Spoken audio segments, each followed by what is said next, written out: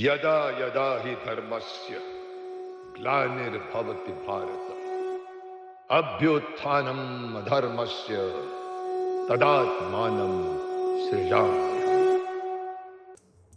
जय श्री कृष्ण। अपने वादे के मुताबिक मैं आप लोगों के समक्ष आ गया हूं।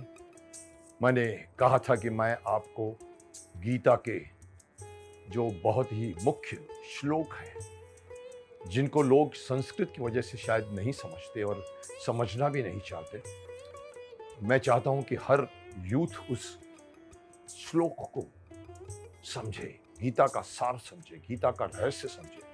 इसलिए मैं आया हूं और मैंने कहा था, जैसे प्रॉमिस किया था, कि मैं जो मुख्य श्लोक है उसको मैं अपने हिसाब से सरल शब्दों में मैं उसकी व्याख्या करना चाहूंगा कि आज के लोग उसे समझ सकें। तो चलिए शुरू करते हैं।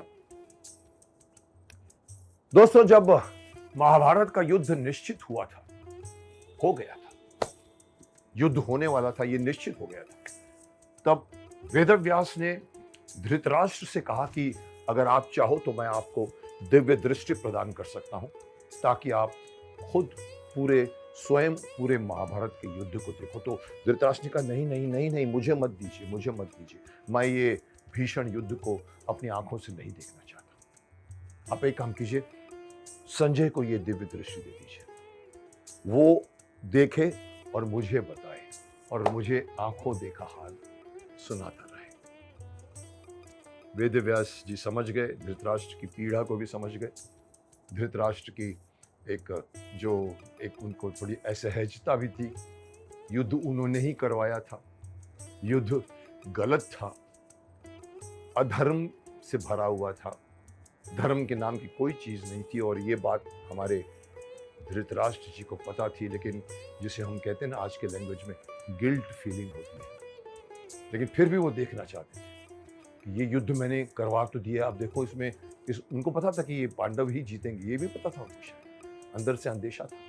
लेकिन अगर जब वेदव्यास ने कहा कि मैं आपको दे दूं, कहूं कि आपको दिव्य दृष्टि दो तो आप देखते रहो, तो मतलब वो तो फिर पागल हो जाएंगे।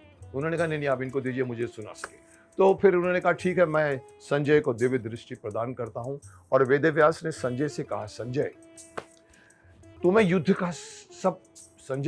का सब पूरा वृतांत सुनाएंगे, युद्ध की समस्त घटनाओं को ये प्रत्यक्ष देख सुनकर और जान सकेंगे, सामने या पीछे से, दिन या रात में, गुम या प्रकट हो चुकी या होने वाली, केवल मन में आई हुई कोई भी ऐसी बात नहीं होगी जो इनसे छिपी रहेगी।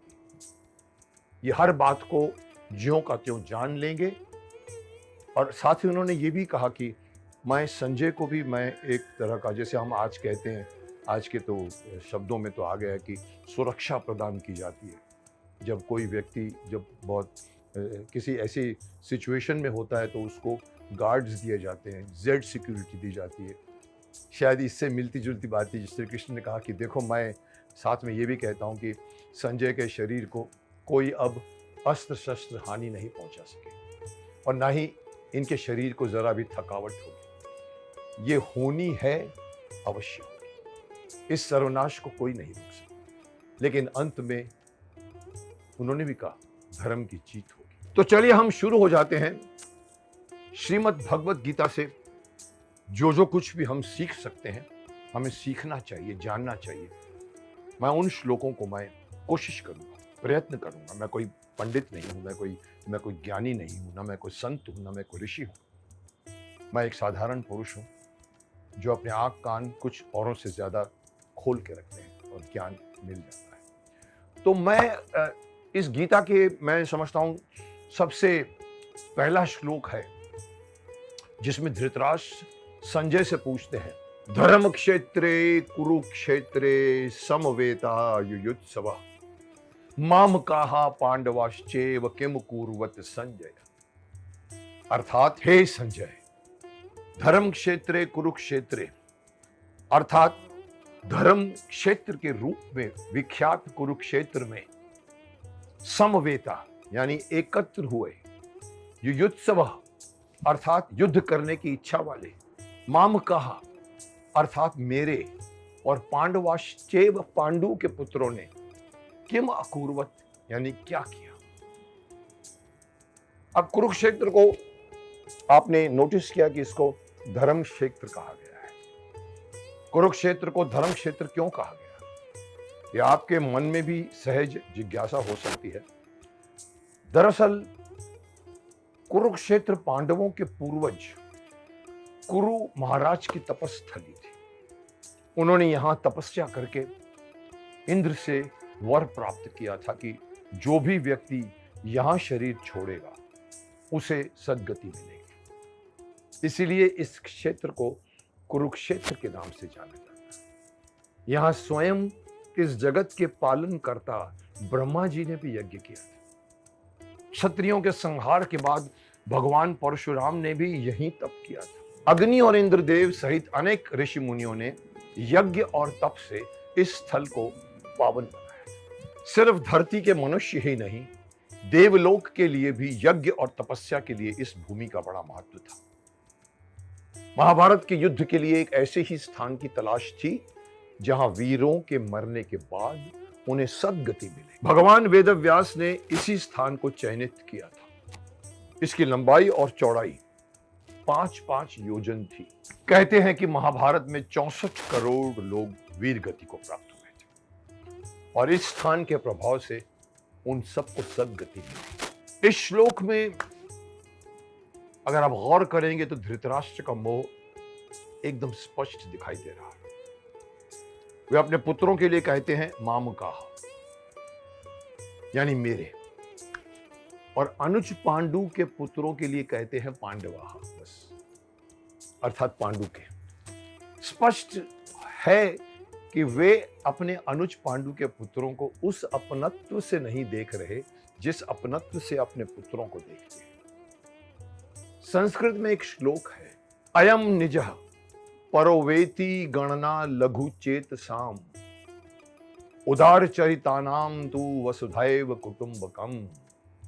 अर्थात ये मेरा है, ये उसका है, ऐसी सोच संकुचित चित्त वाले व्यक्तियों की होती है। इसके विपरीत उदार चरित वाले लोगों के लिए ये तो संपूर्ण धरती ही एक परिवार की तरह है। धृतराष्ट्र जानते हैं ये धर्म की भूमि है, यहां जीत धर्म की ही होगी। इसलिए वो शीघ्र ये जानना चाहते हैं कि अभी क्या चल रहा है, बताओ मुझे।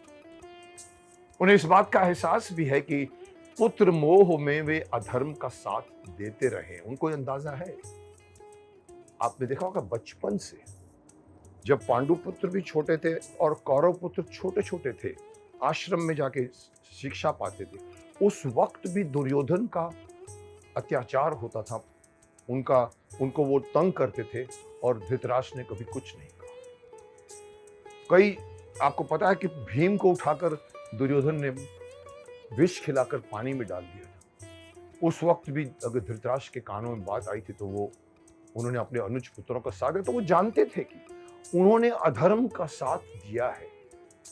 अगर धृतराष्ट्र चाहते तो अन्याय और अधर्म के दंड स्वरूप दुर्योधन को बंदी गृह में भी डाल सकते थे। वो तो राजा थे। इसीलिए भीष्म, द्रोण सहित सारे सेनापति और सेना उनके आदेश का पालन करने को विवश थे। अब देखिए, आपको याद है जब श्री कृष्ण आए थे संधि करने के लिए, सबकी आंखों के सामने भीष्म, कृपाचार्य, द्रोणाचार्य, विदुर, इन सबके बीच में उन्होंने, दुर्योधन ने कहा था कि बंदी बना लो इसको, और वो बंदी बनाने की जो कुचेष्टा की थी, श्री कृष्ण ने अपना रूप दिखाकर वो खत्म कर दिया। धृतराष्ट्र देख भी नहीं पाए थे उस चीज को। तो क्या धृतराष्ट्र को मालूम नहीं है कि वे अधर्म का साथ दे रहे हैं? उस वक्त उनको, दुर्योधन को बंदी गृह में डाल देना चाहिए था कि आप तो राजद्रोह कर रहे हो, इस तरह की बातें करते हो आप। लेकिन उनके मन में ये इच्छा बलवती हो गई थी कि उनका पुत्र दुर्योधन ही राजा बने। किसी लोभ का परिणाम था महाभारत का युद्ध। मैं तो यहां तक कहता हूं, इवन आपने महाभारत में भी देखी होगी, पितामह कई बार कहते हैं, विदुर, धृतराष्ट्र, दुर्योधन की आंखों से सपने देखता है। देखिए कितनी बड़ी बात है। अपने पुत्र मोह में वो दुर्योधन की आंखों से सपने देखता था, क्योंकि खुद नहीं देख पाते थे। जो कुछ भी किया उनके वजह से हुआ, इसलिए ये जो कुरुक्षेत्र का मैदान सजा उसमें धृतराष्ट्र थे, उनके ऊपर ये आरोप सही है। और सबसे अच्छी बात, सबसे बड़ी बात है कि वो खुद भी जानते थे, लेकिन जैसे कि हम कहते हैं ना कि हम अपने आप को डिफेंड करते हैं। चलिए, यहां तक तो हमने कुछ सीखा कि किस तरह से युद्ध शुरू हुआ, किस तरह से धृतराष्ट्र ने कहा कि मैं भी युद्ध देखना चाहूंगा। देखने से डरते थे, इसलिए संजय को कह दिया वेदव्यास को कि इनको आंखें दे दो, मैं नहीं देखना चाहता, पर मैं जानना जरूर चाहता हूं। तो उस तरह से उन्होंने दिव्य दृष्टि संजय को दिलवाई और फिर बैठ गए उस युद्ध को देखने के लिए, जिसका परिणाम मैं समझता हूं धृतराष्ट्र के बैक ऑफ द माइंड में था। क्योंकि कोई भी आदमी जब पाप करता है तो उसके अंदर कहीं ना कहीं उस अंदेशा आ ही जाता है कि मैं ये गलत कर रहा हूं।